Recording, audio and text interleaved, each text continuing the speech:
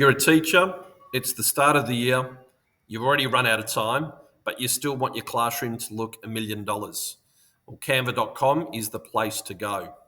So once you're in Canva.com, you need to make sure you've got an educator's license. You go to templates.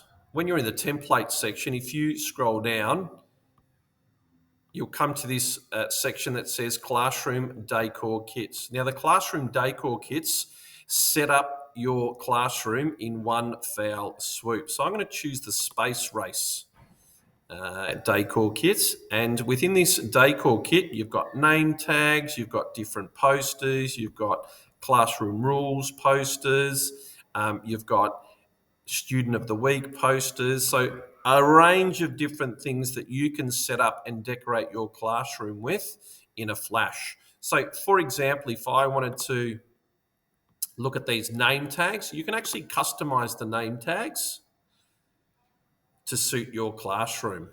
All right, so I could change all these names. James, Harry, etc.